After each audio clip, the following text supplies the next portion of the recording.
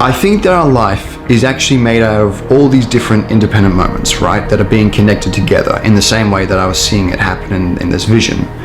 But I think that there are actually an infinite amount of potential independent moments around us, surrounding us. And whichever one you draw in, whichever like moments you draw into your conscious experience depends on, I think it's your belief, or something like that. And it like acts as this like navigating, channeling system that just draws in a single potential independent moment.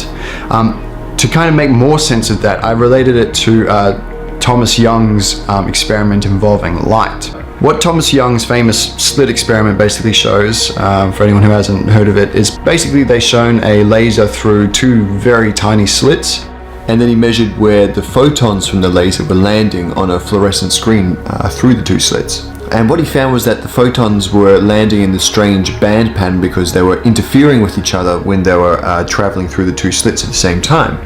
So he dialed back the intensity of the laser so that the photons would travel through only one slit at a time. But amazingly, it still created the same pattern. Scientists today are still kind of baffled why this is. Essentially, the photon is interfering with itself. Or in other words, one photon was going through two slits at the same time, which shouldn't be possible, but it is, because that's the only way people can explain that this band pattern is being created. So this is kind of what spawned the multiverse theory. And so the idea is that when the photon's fired, it doesn't actually exist in physical space as we know it.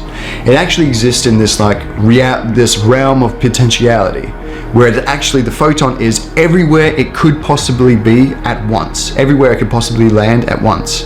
And so when it passes through two slits, it exists in this like metaphysical space where it interferes with each other. And it's not until it's actually observed on the fluorescent screen that it stops existing in all of these different places at once and then just exists in a single reality. Okay, so why am I bringing up this experiment anyway? The reason is because I believe that these photons are acting very similarly to the way independent moments are. Just like what these C-shaped devices I saw were representing, I believe that anything that is possible to achieve in reality, or everything that is possible, period, exists as these like independent moments out there, these different scenes and these different events in time.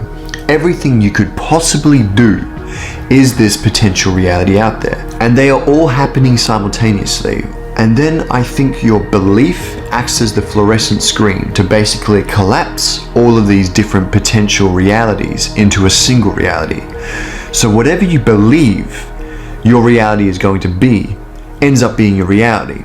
Both of those realities exist simultaneously. But just like where the fluorescent screen stops all of these other potential places where the photon existed from existing, your belief stops one of these realities from coming into fruition and draws you into the other. The reason I think it's belief that does this above all else is because, your belief is what shapes your interpretation of reality. Whatever you believe reality is, that's obviously the way you interpret reality. And there is no difference between your experience of reality or your interpretation of it. Your interpretation of reality is your experience of reality.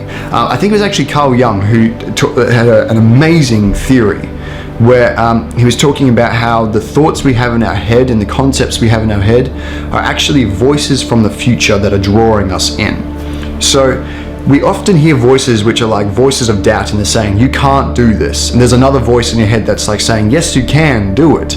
It's like, who do I listen to? Who's right? They're both right. They're both voices from the future. The question is, which future are you going to tune into? Are you going to tune into the future that's saying, nah, you can't do it, settle for this, or you can't go after that chick, settle for that, whatever? Or are you going to tune into this other voice that's like, hey, go for the things you want, because you can have them. And if you can't get them, it's because we want you to grow as a human being in a way that you can't otherwise. It's saying this beautiful stuff, and there's this voice that's saying, no, don't do it, be afraid of life, it's not worth it, just be safe. There are potential futures out there. That's what they are. These are the voices of the future.